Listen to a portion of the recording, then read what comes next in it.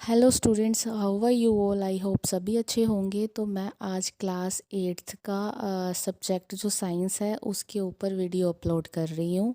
और जो भी बच्चा फ़र्स्ट टाइम मेरी वीडियो को देख रहा है, प्लीज़ मेरे चैनल को सब्सक्राइब कीजिए, मेरी वीडियो को लाइक एंड शेयर कीजिए। ठीक है, जो भी बच्चे मेरी वीडियो को लाइक शेयर कर रहे हैं, कमेंट्स जो मुझे सपोर्ट कर रहे हैं, उन सबको थैंक यू सो मच। ठीक है, तो चलिए अब हम अपनी मेन वीडियो पे आते हैं। तो वीडियो अपलोड किए जो मैं कर रही हूँ, इसमें क्या है, इम्पोर्टेंट चैप्टर्स जो हैं साइंस के वो डिस्कस करूँगी, कुछ इम्पोर्टेंट क्वेश्चंस डिस्कस करूँगी। ठीक है, जो आपको हेल्पफुल करेंगे आने वाले पेपर में। ठीक है, तो देखिए मैं स्टेप बाय स्टेप आपको चैप्टर इंपॉर्टेंट बताऊंगी, उसके क्या क्या क्वेश्चन है वो भी थोड़ा बहुत ऐसे ओरली बता दूंगी। ठीक है, तो जो फर्स्ट चैप्टर है वो reaching the age of adolescence है, मोस्ट इम्पॉर्टेंट चैप्टर है। जिसने नहीं पढ़ा वो भी इसको पढ़ के जाओ। ठीक है, सबसे मेन जो क्वेश्चन है इसमें आता है कि क्या चेंजेस आती हैं, व्हाट्स द चेंजेस। सबसे पहले एडोलिसेंस की डेफिनेशन अच्छे से करो, उसका टाइम पीरियड आपको पता होना चाहिए। दैट इज़ 12 to 19 भी करते हैं बच्चे, और कुछ 12 to 20 भी करते हैं, 18 भी होती है, 19 भी। ठीक है, जो आपकी बुक में मैंशनड है आप वही लिखना। ठीक है, फिर आपको चेंजेस पे क्वेश्चन आता है, मोस्ट इम्पॉर्टेंट। ठीक है, गर्ल्स और बॉयज़ में क्या क्या चेंजेस आती हैं, ये क्वेश्चन बार बार आता है। पॉवर्टी का क्वेश्चन आता है, मेंस्ट्रुएशन का क्वेश्चन आता है। ठीक है, ये क्वेश्चन आपने मेन जो क्वेश्चन है इनको तो बिल्कुल स्किप नहीं करना। डिफरेंस बिटवीन आता है, एम्ब्रो और जाइकोट में डिफरेंस आता है। इंटर्न नहीं, इंटरनल फंसा अलग चीज़ है। ठीक है, तो ये क्वेश्चन जो मैंने ओरली आपको बता दिए हैं। ठीक है, मैं एक और वीडियो अपलोड करूँगी साइंस की, जिसमें मैं एक पेपर को डिस्कस करूँगी, थोड़ा थोड़ा उनकी एक्सप्लेनेशन भी आपको बता दूँगी। ठीक है, दूसरा मटेरियल जो है उसमें मेटल और नॉन मेटल का एक डिफरेंस कर लो अच्छे से। जिसके 5 पॉइंट जो नहीं कर सकता वो 5 करे, अगर हो सकता तो नेट से सर्च करके ज़्यादा पॉइंट लिखो। क्यों? क्योंकि अगर वो 5 नंबर का आता है, अगर आपने 5-6 पॉइंट लिखे होंगे तो आपको पूरे नंबर मिलेंगे। जिसने लिखे 5 हैं उसको क्या पता 4 मिलें। तो अगर आप ज़्यादा लिख सको तो इसमें लॉन्ग यही क्वेश्चन बनता है। उसके बाद इसका कैरोसिन का क्वेश्चन है एक, फिर उसके बाद डक्टालिटी हो गया, फिर मेलिएबिलिटी हो गया, फिर उसके बाद इसके कुछ एल्युमिनियम जैसे सिल्वर पेपर हम यूज़ करते हैं। ठीक है, इलेक्ट्रिक करंट के रिलेटेड थोड़ा कंडक्टर, फिर इंसुलेटर पे क्वेश्चन हो गया। इस तरह से क्वेश्चन आएंगे इसके। ठीक है, जो थर्ड चैप्टर है मोस्ट इम्पॉर्टेंट चैप्टर है। जैसे रीचिंग एडोलिसेंस जैसे जितना इम्पोर्टेंट है उतना ही पोल्यूशन है।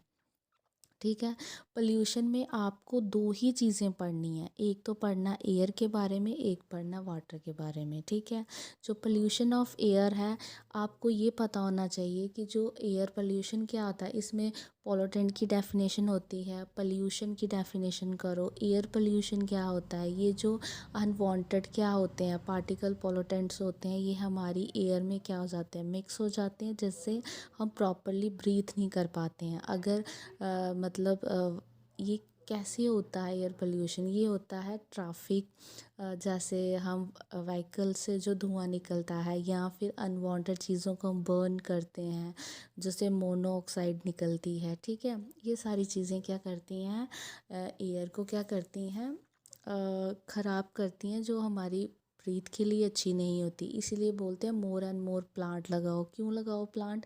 ताकि प्लांट क्या करते हैं, कार्बन डाइऑक्साइड जो भी अनवांटेड एयर होती है वो क्या करते हैं, इनसाइड लेते हैं अपने अंदर, और ऑक्सीजन को रिलीज़ करते हैं, जो हमारे लिए अच्छी होती है। अगर प्लांट की शॉर्टेज होना स्टार्ट हो जाएगी तो लोगों की जो संख्या है, जो आबादी है, पॉपुलेशन, वो डिक्रीज़ होना स्टार्ट, लोग मरना स्टार्ट हो जाएंगे। ठीक है, तो इसलिए बोलते हैं ना कि जब हम पूरे ऑलराउंडेड उसका गैसेस का कंपोजिशन ऑफ एयर्स का लें तो उसमें नाइट्रोजन सबसे ज़्यादा 78% है, ऑक्सीजन 21% है।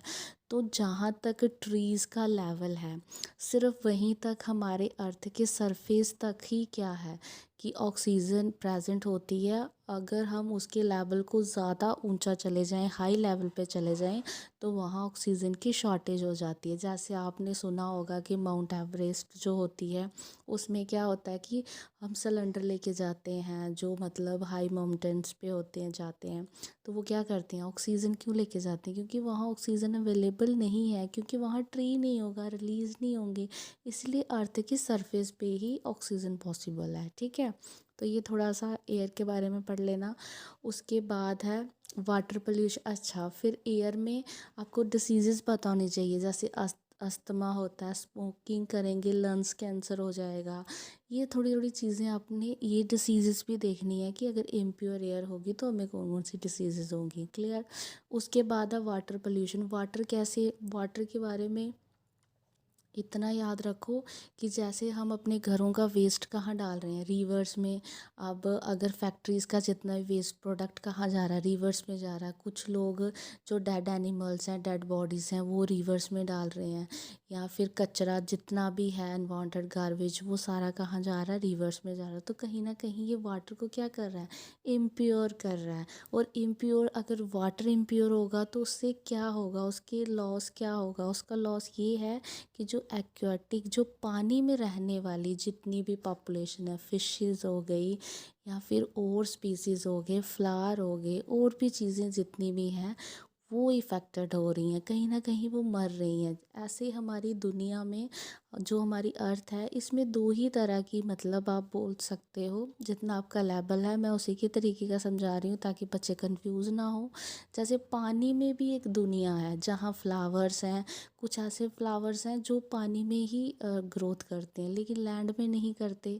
कुछ ऐसे स्पीसीज़ है जैसे फ़िश है, वो पानी में रहती है लेकिन लैंड में नहीं रहती है। ठीक है, तो मैं ज़्यादा बताऊंगी फिर वो लेंथी हो जाएगी, तो इन शॉर्ट ठीक है। उसके बाद ये वाटर का, वाटर से कौन कौन सी डिसीज़ेज़ होती हैं, कोलरा होता है, डायसेंट्रिया, ठीक है। मलेरिया जो है वो मॉस्किटो से होता है, इससे नहीं होता। ठीक है, डर्टी वाटर्स हो जाते हैं जैसे, ठीक है, जो भी अनफिट वाटर होगा आप उसको भी पियोगे। उसके बाद एक और क्वेश्चन इंपॉर्टेंट है, पोर्टेबल वाटर। पोर्टेबल वाटर वो वाटर होता है जो पानी पीने के लायक हो। ठीक है, बस इतना याद रखना, क्योंकि ओशंस का पानी साल्टी है। ठीक है, उसमें क्या है कि हम उसको पीने के लिए यूज़ नहीं कर सकते। ठीक है, ये थोड़ी बहुत चीज़ें जो आपने पढ़ी होंगी चैप्टर्स में, मैंने अपने चैनल में भी अपलोड किए हैं चैप्टर, आप वहाँ से देख लीजिएगा। उसमें मैंने इम्पोर्टेंट चीज़ें बताई हैं। ठीक है, तो ये हो गया फ्रिक्शन। आपने अगर बच्चों से ज़्यादा नहीं होता है, इसका मेन ही क्वेश्चन आता है, फ्रिक्शन की डेफिनेशन कर लेना। वो 3 टाइप्स की फ्रिक्शन होती है, इतना पढ़ लेना। उसके बाद लुब्रिकेंट का क्वेश्चन आता है, उसको अच्छे से कर लेना। और इतना भी करोगे तो काफ़ी है, इसमें यही आता है। हो सकता है मैंने 4 मार्क्स इसलिए लिखे हैं कि कभी कभी वो फ्रिक्शन और टाइप्स ऑफ फ्रिक्शन पूछ देता है, कभी वो डिफरेंस बिटवीन स्टैटिक और उसमें डायनामिक फ्रिक्शन में पूछ देता है, तो मतलब डिफरेंस भी पूछ सकता है फ्रिक्शन की टाइप में से, इसीलिए क्वेश्चन यही बनता है। उसके बाद फिफ्थ है, जैसे reaching age of adolescence important है मोस्ट, वैसे पोल्यूशन भी पूरा डिटेल में पढ़ना है, और स्टार एंड द यूनिवर्स भी डिटेल में पढ़ना है। ठीक है, इसमें आपने यूनिवर्स की डेफिनेशन, सोलर सिस्टम की डायग्राम ज़रूर कर लेना अच्छे से। क्या पता वो 5 नंबर में या 3 नंबर में डायग्राम पूछ ले, या क्या पता उसके नाम पूछ ले। ठीक है, फिर यूनिवर्स की डेफिनेशन, कोमेट्स के बारे में पूछ ले, डिफरेंस पूछ सकता है। ठीक है, प्लानट और स्टार्स में डिफरेंस पूछ सकता है। ठीक है, तो डिफरेंस के क्वेश्चन पता चल गए ना। मटेरियल में से डिफरेंस का क्वेश्चन आएगा, रीचिंग एडोलिसेंस में डिफरेंस का आ सकता है, stars and the solar system में से आ सकता है। क्लियर। उसके बाद सिक्स्थ जो है वो है सेल के बारे में। इसमें आपने सेल के बारे में, जैसे डिफाइन सेल, सेल किसने डिस्कवर्ड किया, फिर उसके बाद प्लांट सेल और एनिमल सेल की डायग्राम अच्छे से प्रैक्टिस करो, नीट एंड क्लीन।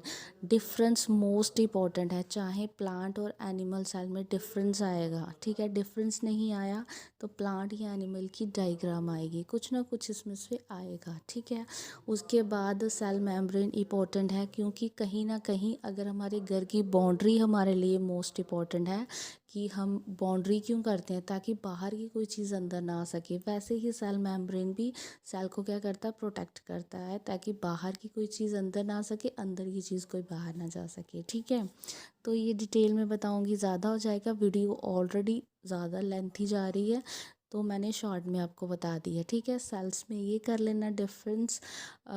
उसके बाद सब नेचुरल फिनोमिना, इसमें क्या करना है, आपने अर्थ क्यूब का क्वेश्चन मोस्ट इम्पॉर्टेंट है। अर्थ क्यूब को अच्छे से पढ़ लो, वो किससे मेज़र होता है उसके बारे में। ठीक है, अर्थ क्यूब कहाँ कहाँ ज़्यादा सबसे पहले कहाँ पे आया था, ऑब्जेक्टिव्स आ सकता है इस पर।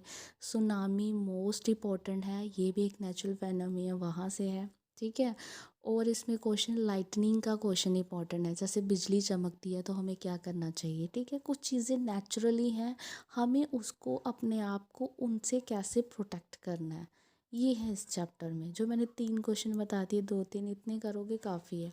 तो मोस्ट इंपॉर्टेंट क्वेश्चन चैप्टर्स कौन कौन से हुए, रीचिंग एडोलेसेंस, उसके बाद आपने pollution of air and water, stars and the solar system and the cell. जिस बच्चे ने नहीं पढ़ा वो 4 अच्छे से पढ़ के जाओ तो वो पास हो सकता है, बाकी वाले डिटेल में। अब जो एड ऑन चैप्टर है वो फूड प्रोडक्शन और मैनेजमेंट है और लाइट है। ये अगर ओल्ड पैटर्न है तो आप ऊपर वाले पढ़ो, लेकिन ये मैंने थोड़ा सा एक्सप्लेनेशन के लिए बता दिया है। फूड प्रोडक्शन और मैनेजमेंट में manure and fertiliser most important question है।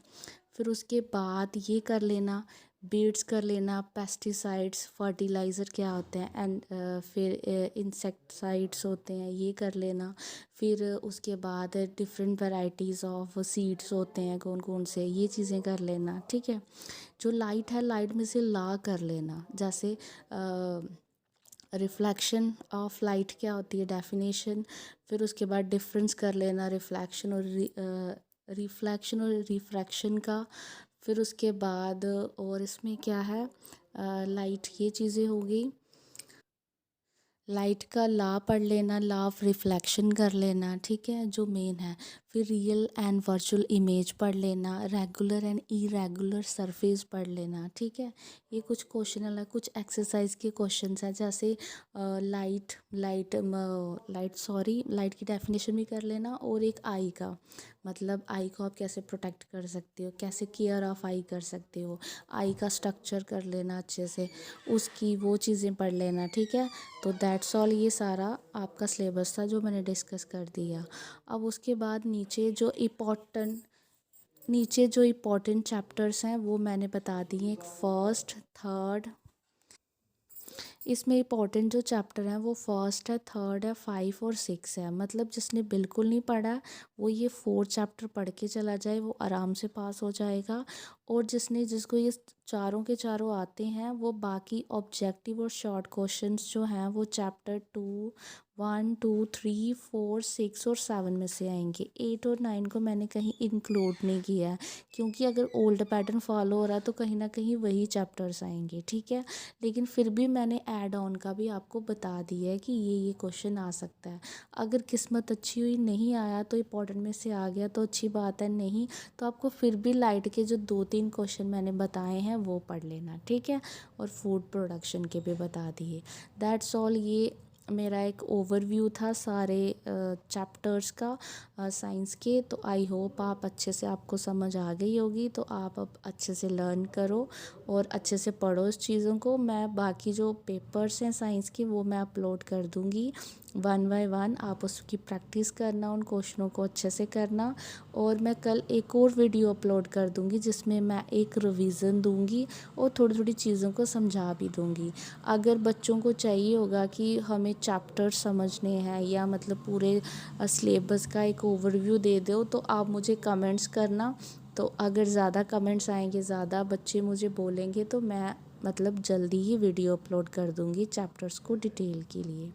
ठीक है, okay, thank you so much मेरी वीडियो को देखने के लिए, एंड तक बने रहने के लिए। और प्लीज़ जितना हो सकता है इतना मेरी वीडियो को शेयर करो, मेरे चैनल को सब्सक्राइब करो, और भी बच्चों को शेयर करो क्लास 8 के, ताकि उनकी भी हेल्प हो सके। That's all, thank you so much मेरी वीडियो को देखने के लिए, और जितना हो सकता है उतना मेरी वीडियो को शेयर करो, ताकि 8th क्लास के और भी बच्चों को हेल्प हो, जो उन्होंने नहीं पढ़ा है वो भी पढ़ लें ताकि वो पास हो सकें। और जिन्होंने अच्छा पढ़ा है तो उनको एक सेंट्रल आइडिया मिल गया होगा किस तरह से पढ़ना है। तो आई होप सो मेरी वीडियो आपके लिए हेल्पफुल हो साबित हो रही होगी। तो अगर आपको मेरी वीडियो अच्छी लगी तो प्लीज़ कमेंट कीजिए। अगर आपको कोई डाउट है या कोई और चैप्टर के रिलेटेड कुछ बात करनी है तो भी आप मुझसे शेयर कर सकते हो, ठीक है। Thank you so much. Please मेरे चैनल को शेयर कीजिए और मेरे वीडियो को। Thank you.